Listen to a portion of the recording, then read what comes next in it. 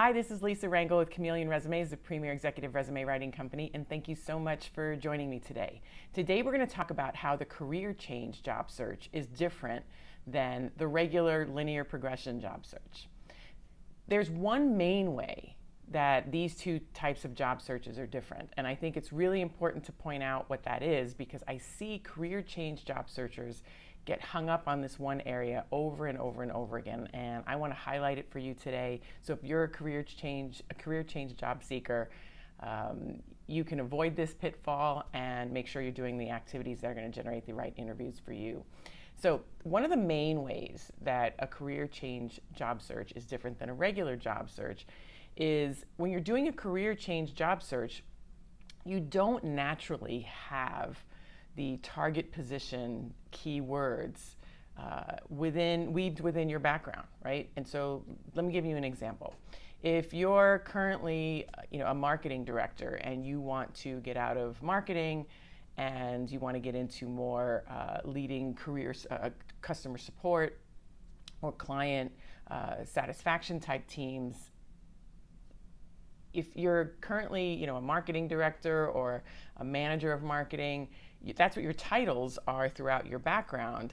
So a company that's hiring, say maybe a director of customer support, is going to be looking for someone who has client retention, client support, customer support, maybe within their title, right? Customer support manager, client services manager, and you have a director of marketing title or a marketing manager title. So you don't naturally have the key words of your target job within your background. And so that's already putting you at a disadvantage. No matter how well you write your resume, you don't have, say, maybe the title keywords that are going to be used maybe in a resume search, a resume database search of an employer, a target employer.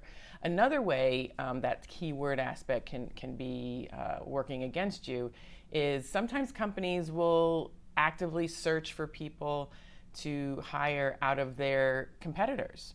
So, if say, you haven't worked at those companies because you're trying to break into a particular industry or you're trying to break into a particular profession, if you haven't worked at competing companies, again, you don't have those employers, those prior employers in your document, in your resume or in your profile, and so you're not going to come up in those searches because you don't work at the competing firms.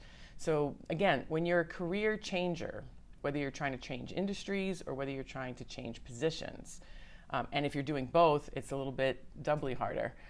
When you don't naturally have the key words within your employment names or your job titles, you're already at a little bit of a disadvantage. So that's why it's important to know that career changers typically don't have a lot of success when they're submitting to job postings because it's not necessarily because you didn't do a good job with your resume or your profile. It's because you don't naturally have the key words that are going to be found in the fields that people search on, job titles, employers, that sort of thing. How do you overcome that? So a way to overcome that is, one, weave the keywords wherever you can throughout the document, either in the job title, job title, or within the summary, or within the employment descriptions. But again, you're still going to not have it in your natural job title section of your employment sections on your resume and your profile, and you're not going to have the employers. So you just have to know, though, to weave it in. But a more effective way of overcoming that is not to depend on job boards.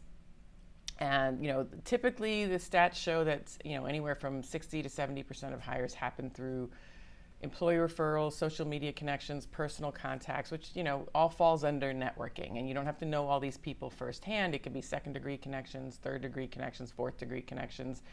Alumni groups of people you don't know, and as well as people you know. It can be prior employers as a network. You didn't have to work together, but maybe you just share that common corporate employer.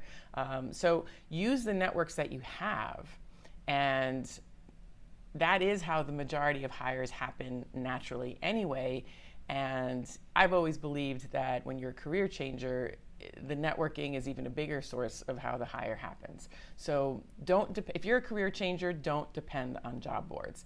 And I hopefully outlined the reasons why for you and ways that you can counter that, avoid, not using that tool to land a job by maximizing not just your first degree connections, but your second, third, fourth, college alumni, corporate alumni, your friends and family network, and again, go beyond the people you know, and just keep asking for referrals and other people to talk to who can get you closer to your goal of making that career change either in a profession or change of industry, or both. Maybe you're looking to change both. So I hope that helps you. I hope that avoids any frustration in the future if you're a career changer.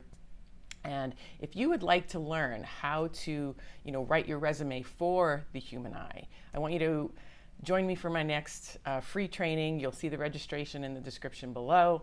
And this way we can help you with that and make sure that, not only should your resume be ATS friendly, but you mainly want to focus on writing it for the human eye, because the majority of hires, whether you are a career changer or not, the majority of hires happen through networking. So make sure you're writing for people and not just the system.